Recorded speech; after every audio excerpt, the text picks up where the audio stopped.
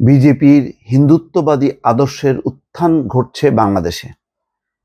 এটা যুক্তরাষ্ট্রের রাজধানী ওয়াশিংটন ডিসি ভিত্তিক সাময়িকী দ্য ডিপ্লোম্যাটে বাংলাদেশে বিজেপির হিন্দুত্ববাদী আদর্শের উত্থান শীর্ষক একটি নিবন্ধ লিখেছেন ভারতের সাংবাদিক স্নিগ্ধেন্দু ভট্টাচার্য।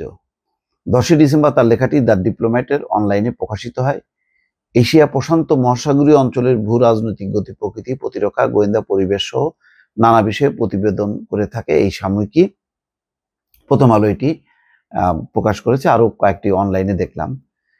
এটা আসলে আমার নিজেরও খুবই অবাক লাগছিল যে 5ই আগস্টের পট পরিবর্তনের পর, তার আগে থেকে অবশ্য হয়তো তখন অতটা নজরে আসেনি আওয়ামী লীগের সময়, কিন্তু 5ই আগস্টের যে পট পরিবর্তন হলো তারপর কিন্তু হঠাৎ করেই প্রথম শাহবাগ, তারপর সারা দেশে ছড়িয়ে পড়লো এক ধরনের উগ্রতা, এক ধরনের ভিন্ন ধরনের দাবি দাওয়া নিয়ে। এই সমস্ত দাবি দাওয়া নিয়ে আগে তারা কখনো মাঠে ছিল না। এখন এই যে দাবি দাওয়া নিয়ে মাঠে আসলো এবং ইসকনের যে চিন্ময় দাস গ্রেপ্তার হবার পর ভারত যেভাবে রিয়াক্ট করলো, তাতে বোঝা যায় যে ভারত এই সংগঠনকে স্বীকৃতি দিতে চায়। সেই চিন্ময় দাস বাংলাদেশের নাগরিক নাকি কোন দেশের নাগরিক সেটা বড় কথা না। তো সুতরাং বাংলাদেশ অ্যাকশন নিচ্ছে তার আইন অনুযায়ী, তার দেশের নাগরিকদের বিরুদ্ধে, কিন্তু ভারত এটা দেখছে যে হিন্দু সম্প্রদায়ের উপরে বা হিন্দু সংগঠন, যে সংগঠনকে তারা পৃষ্ঠপোষকতা করে, যে সংগঠনের জন্ম ভারতের মাটিতে, সেই ভারতের মাটিতে কোনো সংগঠনের নেতাকে কর্মীকে গ্রেপ্তার করা হবে, এটা ভারত সহ্য করবে না। তার মানে হচ্ছে এক অর্থে আভ্যন্তরীণ বিষয় হস্তক্ষেপ। এখন ভারতের মাটিতে যদি বাংলাদেশ আওয়ামী লীগ এবং বিএনপির জন্ম হয় এবং তারা যদি রাজনৈতিক কার্যকলাপ করে, তখন যদি পুলিশ অ্যাকশন নেয়, তখন কি বাংলাদেশ বলবে যে না, তাদের উপর কিছু করা যাবে না, তারা আমাদের লোক? বিষয়টা তেমনটাই হয়ে যাচ্ছে। এবং তাদের যে জঙ্গিত্ব, যে মনোভাব বহিঃপ্রকাশ চট্টগ্রামে বিশেষ করে দেখা গেল যে একজন দোকানদারকে যেভাবে দোকানদারকে যেভাবে ছিনিয়ে নেওয়ার চেষ্টা করলো যৌথ বাহিনীর কাছ থেকে এবং তাদের উপর হামলা করলো, তাতে সেনা কর্মকর্তা, সদস্য এবং পুলিশ আহত হলো, তখনই কিন্তু বোঝা গেল যে তাদের জঙ্গিত্ব। অন্যদিকে চিন্ময় দাসকে আদালত যখন অর্ডার দিল যে তার জামিন নাকচ, তাকে কারাগারে যেতে হবে, তখন যেভাবে শুয়ে পড়লো, যেভাবে বিক্ষোভ করলো, তারপরে আমিনুল একজন আইনজীবীকে যেভাবে কুপিয়ে হত্যা করলো, এতে বোঝা যায় যে একটা ওই বিজেপির যে হিন্দুত্ববাদী আদর্শ, যেটা উগ্র, তারই কিন্তু ধারা।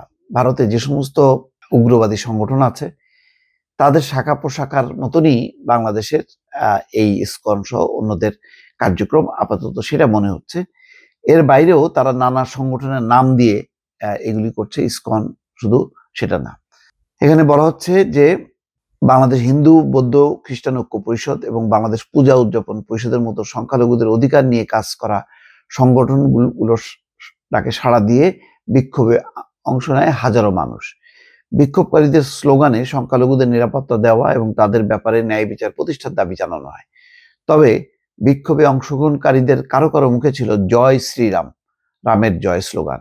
ভারতের হিন্দু জাতীয়তাবাদী শক্তিগুলোর সঙ্গে সংশ্লিষ্ট বিতর্কিত একটি স্লোগান এটি।